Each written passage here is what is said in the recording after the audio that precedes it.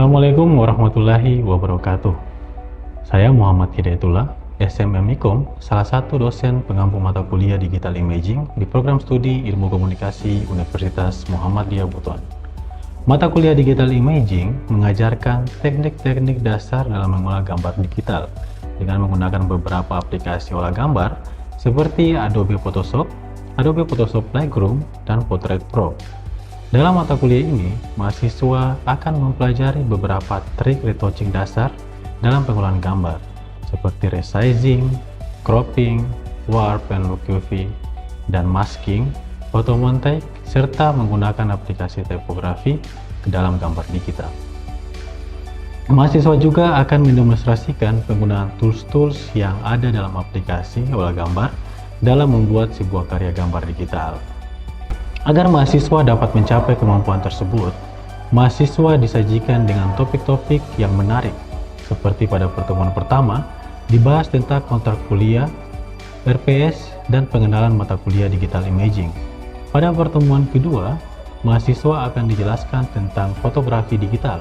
Kemudian pada pertemuan ketiga, mahasiswa akan dijelaskan tentang konsep Digital Imaging, dan mengenalkan beberapa aplikasi yang akan digunakan untuk mengolah gambar digital.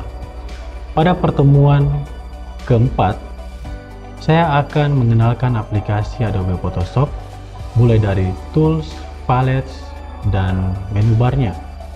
Dan di pertemuan kelima, mahasiswa akan dijelaskan teknik-teknik dasar dalam mengolah gambar digital, mulai dari mengubah ukuran, memotong, dan mengatur tata letak gambar digital. Selanjutnya di pertemuan ke-6, mahasiswa akan dijelaskan membuat tulisan dengan menggunakan efek blending. Pada pertemuan ke-7, saya akan mendemonstrasikan penggunaan tools dan setting dalam area kerja Adobe Photoshop Lightroom. Dan di pertemuan ke-8, saya akan melaksanakan ujian tengah semester. Selanjutnya, lanjutan dari pertemuan ke-7, di pertemuan ke-9 mahasiswa akan diajarkan cara memperbaiki pewarnaan pada gambar digital menggunakan aplikasi Adobe Photoshop Lightroom. Pada pertemuan ke-10, saya akan mendemonstrasikan penggunaan aplikasi Portrait Pro dari tampilan sampai proses kerjanya.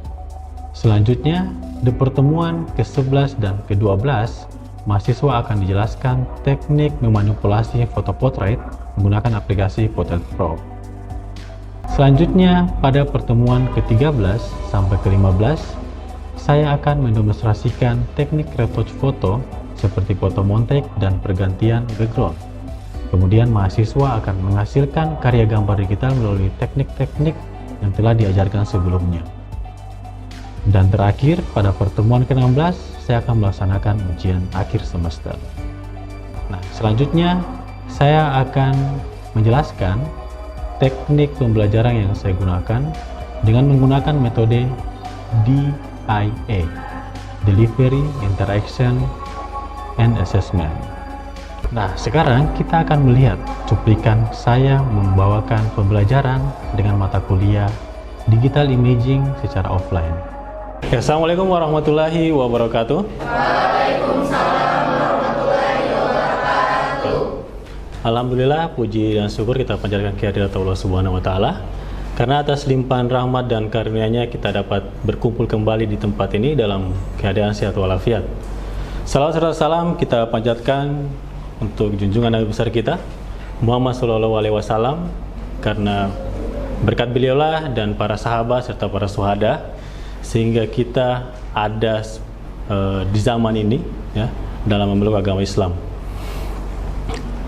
Oke, jadi sebelum kita mulai perkuliahan hari ini, alangkah bagusnya kalau kita itu dalam keadaan suasana yang tenang ya. Karena kalau kita tenang dalam pengajaran, artinya kita mahasiswa nanti, teman-teman mahasiswa itu dapat mudah memahami mata kuliah ini ya, sehingga nantinya kalian dapat mengaplikasikannya dalam kehidupan sehari-hari kalian ya, kayak gitu. Dan sebelum kita mulai, marilah kita berdoa bersama-sama ya. Kita berdoa, dimulai.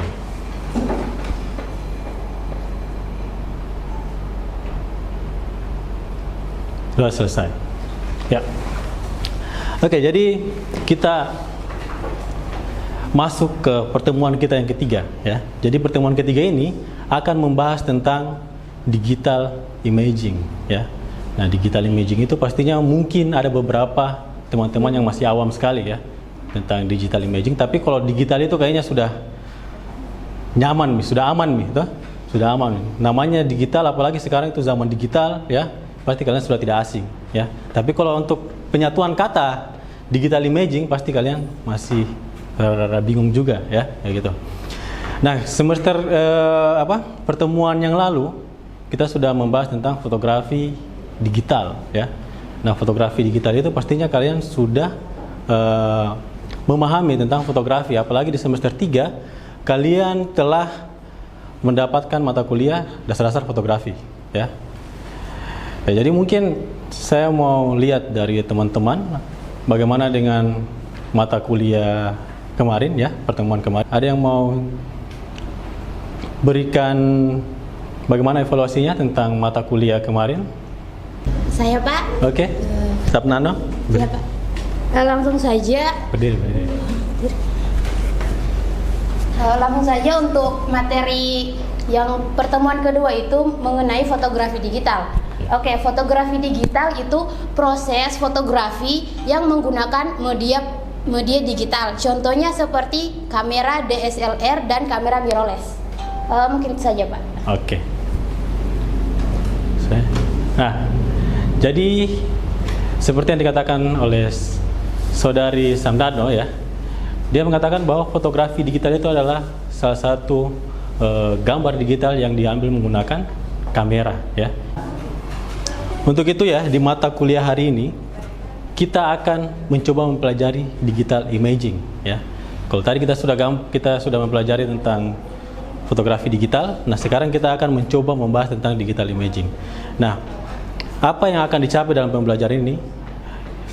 Mahasiswa ya, saudara-saudara mahasiswa itu mampu menjelaskan tentang bagaimana itu konsep digital imaging ya, konsep dasarnya. Nah, di sini ada beberapa bahan pembelajaran yang akan kita pelajari. Yang pertama itu adalah apa itu digital imaging, kemudian gambar vektor versus gambar bitmap ya. Kemudian kita mempelajari juga warna. Saya yakin warna ini sudah tidak asing lagi ya. Warna sudah dibahas di pertemuan di semester 4 ya, di mata kuliah desain grafis. Itu di situ kita sudah bahas tentang bagaimana itu warna dan aplikasi warna. Kemudian format file ya. Nah, kita bahas satu persatu ya. Nah, digital imaging ya.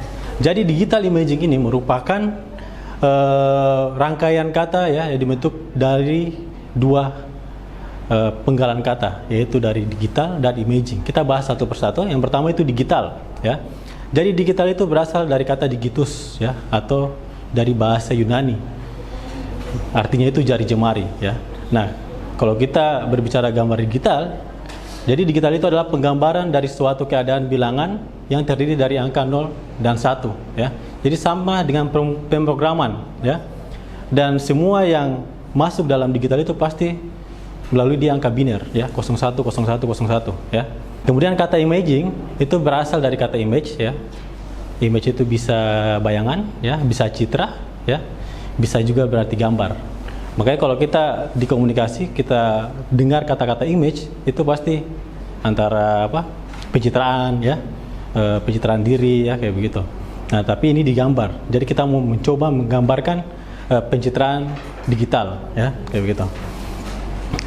Nah, imaging berarti pencitraan, yaitu proses yang terlibat dalam penangkapan, penyimpanan, penampilan, dan pencetakan gambar grafis ya.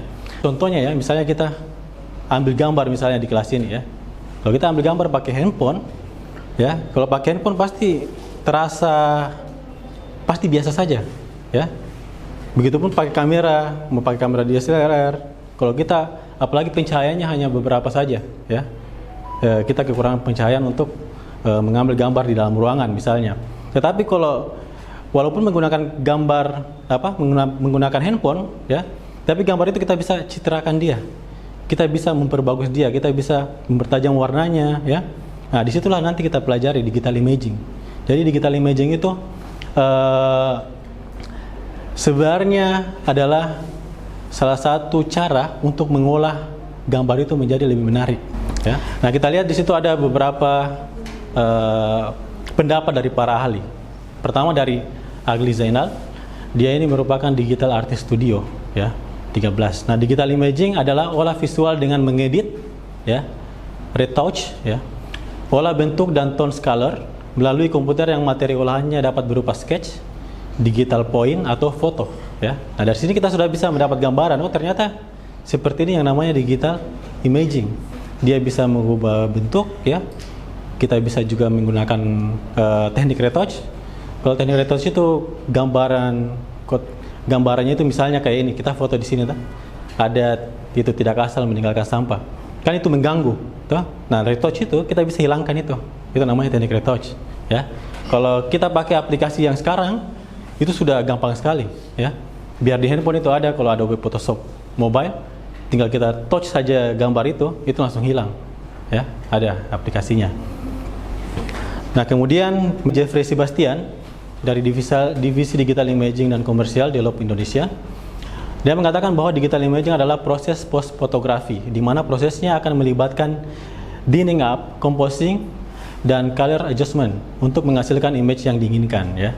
Nah, dari sini juga kita bisa melihat bahwa ternyata memang digital imaging itu merupakan suatu pemrosesan atau post fotografi. Jadi setelah kita foto, ya kita lakukan editing di komputer, ya. Contohnya misalnya kayak kasus-kasus beberapa foto, misalnya kayak foto wedding, biasa kita lihat kadang di kamera juga bagus warnanya, tapi pas kita lihat di laptop, kenapa begini warnanya? Ada yang kurang, ya gitu. Atau misalnya kalian foto di wedding di pantai, ya. Di pantai kan pasti tidak mungkin bersih sekali, pasti ada sampah-sampah atau apa, Nah, supaya kita bisa hilangkan sampah, kita pakai proses digital imaging, ya, atau kita pakai proses namanya retouch, ya, dan banyak lagi. Secara garis besar, ya, jadi ini ada beberapa yang harus kita ketahui dalam digital imaging. Ada namanya gambar vektor dan ada namanya gambar bitmap. Nah, gambar vektor itu adalah gambar yang diolah menggunakan beberapa aplikasi, ya, misalnya Adobe Illustrator, CorelDRAW, Macromedia Freehand. Kemudian kalau kita mau melihat gambar-gambar yang menggunakan gambar bitmap atau raster, itu biasa kita olah pakai Adobe Photoshop, Corel Photo Paint, Macromedia Forward, dan masih banyak lagi, ya, aplikasi-aplikasi untuk bitmap raster. Nah, di sini kita lihat, ya. Nah, jadi vektor itu sebenarnya adalah serangkaian instruksi matematis, ya, yang dijabarkan dalam bentuk garis dan bagian-bagian lain yang saling berhubungan dalam sebuah gambar, ya. Jadi angka-angka itu, ya, angka-angka yang secara matematis itu saling berhubungan. Makanya kemudian gambar tersebut walaupun diperbesar, diperkecil, ya, itu tetap akan gambarnya utuh, tidak ada namanya pecah-pecahan. Jadi biasa kalau vektor itu biasa gambarnya seperti ini, ya. Dia bukan berbentuk digital, dia bukan berbentuk kayak foto orang, ya, foto wajah. Dia biasa melalui warna-warna, misalnya pakai line art, ya, atau comic art, ya, kayak begitu. Jadi ini kalau diperbesar, ya, pakai file asli, ya, tapi bukan lagi file yang dimasukkan dalam sini. Kalau file ini sudah dimasukkan dalam sini dalam bentuk filenya itu JPG, ya, maka otomatis itu masuk di bagian jadi gambar jadi gambar bitmap, ya. Kalau vektor dia biasa akhirannya ini WMIF, SWF, CDR atau AI. Jadi artinya kalau kita ada gambar yang bentuknya AI, itu kalau diperbesar itu tidak akan pecah, ya. Apalagi dibuka pakai aplikasi Adobe Illustrator, ya. Kalau dibuka itu diperbesar bagaimanapun tidak akan pecah gambarnya, ya. Kemudian kita masuk ke gambar bitmap, ya. Nah, gambar bitmap itu dia bertipe raster, di mana mengandalkan jumlah piksel dalam suatu satuan tertentu, ya. Kalau biasa misalnya kayak ukuran gambar ini biasa kan ada ukurannya 1000 kali 1000 piksel misalnya kalau segi 4, kayak begitu. Nah, semakin rapat pikselnya, semakin baik kualitas gambarnya. Artinya semakin besar jumlah pikselnya, jumlah ukuran pikselnya, itu akan semakin tajam gambarnya, ya. Makanya kalau umpamanya kalian misalnya di HP lama kayak misalnya kayak Nokia dulu, ya, Nokia kan biasa ukurannya ada yang masih 800 kali 600 pixel ya. Nah, ketika kalian foto di situ, terus kalian mau lihat di HP sekarang, pasti pecah sekali. Tuh, pecah sekali. Karena itu yang mempengaruhi ya, ukurannya. Dia tidak rapat ya. Dan contoh-contohnya itu dia bisa pakai BMP, JPG dan GIF. GIF itu walaupun gambar bergerak tetap dia masih dalam kategori gambar bitmap ya. Karena dia itu pecah juga ya. Pecah, tetap akan pecah.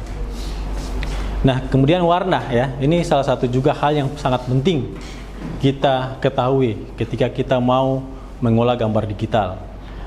Karena kita tahu bahwa gambar digital itu dia terdiri dari beberapa pixel ya atau titik-titik warna ya. Makanya kita harus wajib dulu memahami warna ya. Warna adalah panjang gelombang radiasi elektromagnetik yang masuk ya. Warna sangat penting untuk gambar digital dalam lingkungan digital. Nah, jadi misalnya kalau kita ingin mempelajari warna atau melihat warna apa yang cocok ketika kita dalam suasana misalnya kayak foto wedding ya. Biasanya kalau foto wedding itu biasa kalau kita mau suasana misalnya summer, otomatis kan cahayanya kita ubah ya. Kita bisa mengubah cahaya tersebut menggunakan aplikasi ya. Kalau kalian lihat gambar-gambar yang ada di film action ya, film romantis itu kan berbeda-beda ya. Film action biasa dia lebih ke kehitaman ya, ke dark ya. Sementara film-film romantis dia lebih ke warna-warna yang terang, yang cerah ya, kayak begitu. Makanya kita juga kalau mau mengolah foto ya, itu harus pahami, oh ini nuansanya lagi romantis ya, masa kita mau kasih dark toh, masa kita mau kasih hitam kayak begitu. Oh ini nuansanya jadul ya, misalnya pakaian-pakaiannya pakaian jadul, jadi kita harus ubah juga filter atau warna yang kita inginkan itu ke warna-warna yang jadul ya, kayak gitu. Istilahnya kita harus bisa memahami warna itu seperti apa. Nah, di sini kita mempelajari jenis-jenis warna ya. Nah, jenis-jenis warna itu ada beberapa jenis. Yang pertama kita masuk ke RGB. RGB ini sudah sangat sekali kita sudah sering sekali kita lihat ya. Secara sadar tidak sadar kita sudah melihat ini oh ini RGB. Jadi apa yang kita lihat di sini ya, itu sudah RGB ini. Semua ini RGB ya. Warna yang dihasilkan dari televisi itu RGB. Dari handphonenya kalian itu RGB ya, itu semua RGB. Apalagi gambar-gambar digital lah. Nah itu RGB, dan RGB ini dia ada 3 saluran, ada merah, hijau dan biru. Nah setiap warna itu menggunakan kombinasi tiga warna dasar ini. Jadi warna yang ada di dalam handphone dalam TV ini itu sebenarnya warna dasarnya ini merah, hijau dan biru ya, itu. Nah digabung-gabungkan jadi berbagai macam warna ya. Jadi kombinasi warna ini dibuat berdasarkan campuran warna aditif yang merupakan cara kerja cahaya. Jadi dia berdasarkan cahaya. Makanya di tengah-tengah ini dia warnanya warna putih ya, kayak gitu. Kemudian CMYK. Nah CMYK juga ini sudah sangat sering kita lihat ya. Misalnya kayak apa yang kalian lihat kayak itu print ya, hasil print itu sudah bagian dari CMYK.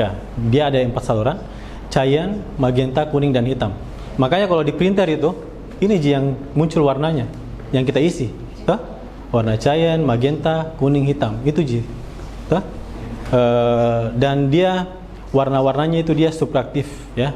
Dia merupakan cara kerja pigmen tinta hitam ya. Jadi mulai dari kertas putih, tinta berwarna mengurangi cahaya dari kertas sehingga mendapatkan warna-warna yang berbeda ya. Jadi dari 3 warna ini, dari 4 warna ini itu bisa menghasilkan kemudian warna-warna yang kalian lihat di percetakan. Misalnya di baliho, di papan iklan ya, poster, brosur. Nah, itu semua warna-warna CMYK ya. Kemudian ada namanya HSV ya. HSV ini dia ada 3 warna juga, ada 3 saluran juga. Jadi ada rona, saturasi dan nilai. Nah, kalau rona ini kalian saya yakin sudah paham yang sudah ambil mata kuliah dasar-dasar fotografi.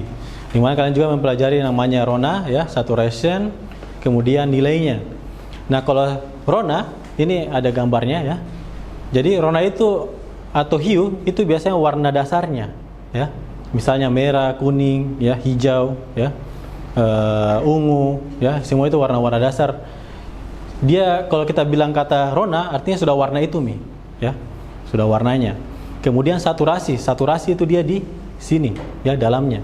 Dia makin ke kiri, ya, dia makin putih, sementara dia makin kanan makin terang, ya, kayak gitu. Jadi kayak misalnya ada warna, misalnya biru muda, ya, kayak begitu, itu dia diminta warna saturasinya.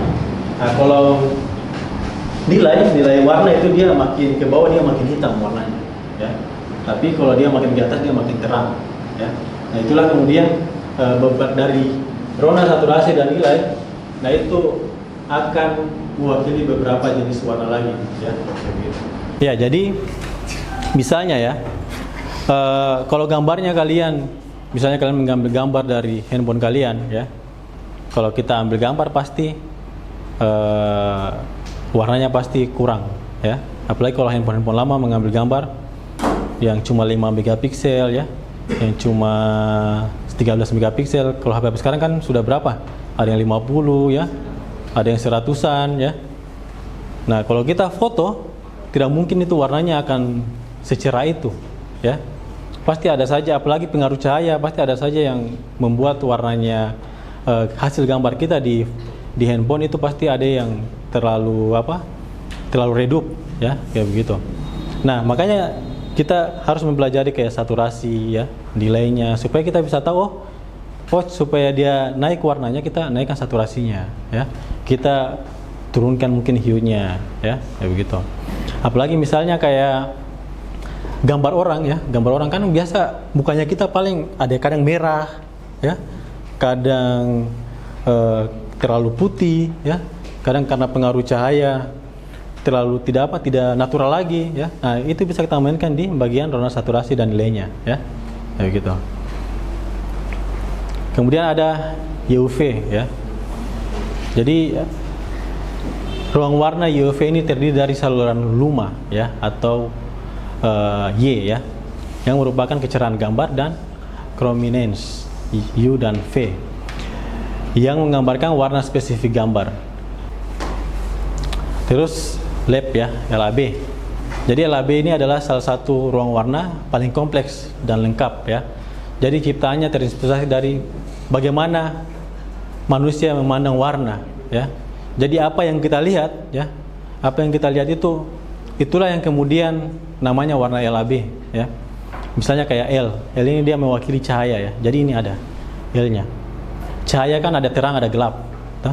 Kemudian A-nya itu mewakili warna merah atau hijau warnanya, dia di sini, ya. Dan B mewakili kuning atau biru warnanya, ya. Makanya kalau kita lihat itu, kalau ada warna, ada yang warm, ada yang cool, ya. Ada yang dingin, ada yang hangat, ya. Di situ matanya kita itu, di situ lah dia memandang, ya. Nah, kemudian kita masuk ke formatnya, ya. Jadi format gambar digital, ya. Yang pertama kita harus tahu itu yang sering kita gunakan itu adalah JPEG atau JPG, ya.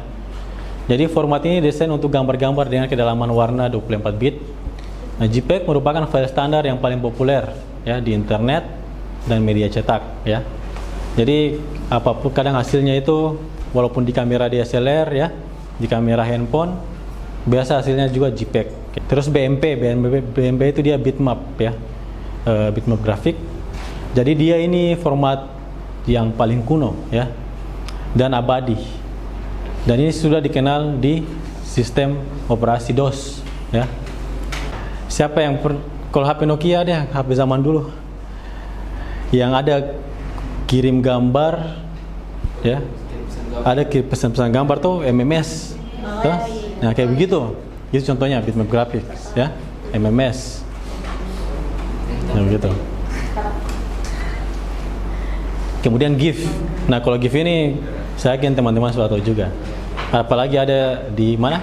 Di WhatsApp, ya. Di WhatsApp ada GIF-nya. Itu gambar-gambar yang bergerak, ya.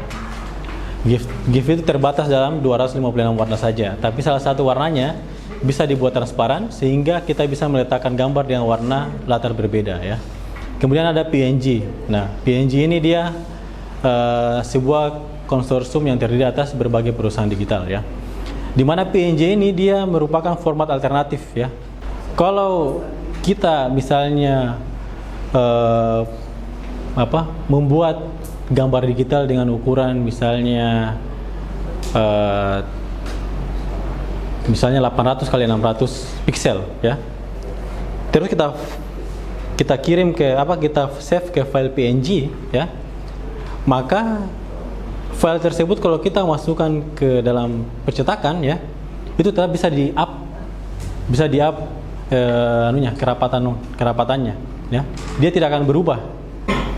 Makanya kalau format file PNG ini dia adalah alternatifnya kita kalau kita mau membuat baliho misalnya. Baliho kan besar sekali itu ya.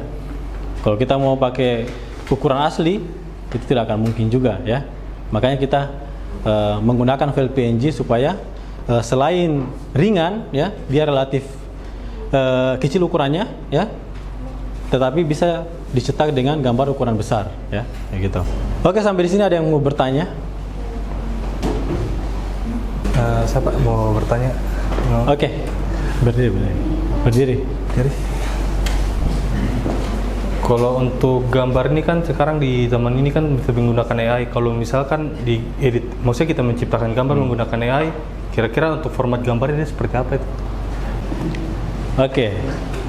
Jadi kalau untuk gambar AI ya, apalagi kemudian kita menciptakan gambar hanya lewat AI saja ya. Misalnya mungkin kita pakai Adobe Firefly ya. Kalau Adobe Firefly kan bisa kita tulis saja apa yang kita mau gambarkan ya, kemudian muncul seperti itu gambarnya ya.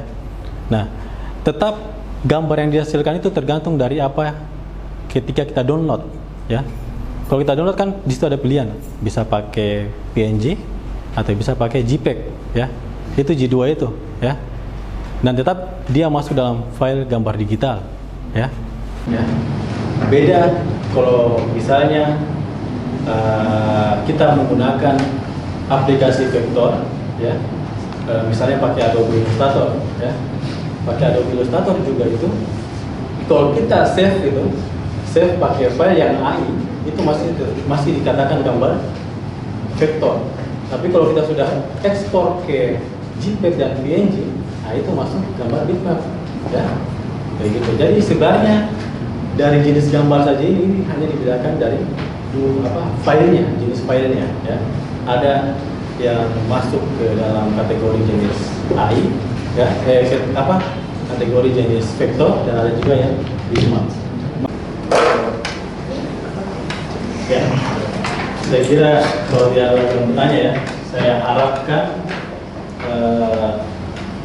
pada teman-teman mahasiswa ya, saya harap itu sudah bisa menguasai konsep dasarnya ya, konsep dasar dari digital imaging. Di pertemuan selanjutnya kita akan mengenal aplikasinya ya. Jadi kita akan mempelajari dulu seperti apa itu aplikasi Adobe Photoshop ya. Yang kita gunakan itu nanti Adobe Photoshop ya. Dan nanti akan dikasih modul juga ya. Jadi modulnya itu nanti berupa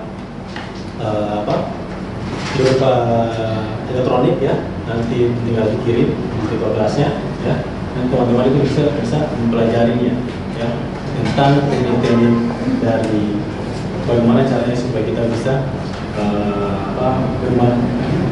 mengolah gambar digital ya, gitu. Oke, selanjutnya kita untuk absensi ya. Jadi absensinya itu saya sudah sebar barcode-nya ya. Jadi barcode yang dari Siska itu kemudian saya kirim ke kelasnya, nanti kirim ke teman-temannya untuk men-scan ya. Kalau sudah men-scan itu artinya kalian telah tercatat hadir ya dalam kelas hari ini. Oke, kita akhiri pertemuan kita hari ini ya. Saya harap teman-teman mahasiswa paham tentang apa yang menjadi bahan mata kuliah hari ini ya, di mana teman-teman mahasiswa sudah memahami konsep dasar dari digital imaging ya. Saya akhiri dengan ucapan bila taufiq wal hidayah. Wassalamualaikum warahmatullahi wabarakatuh. Waalaikumsalam warahmatullahi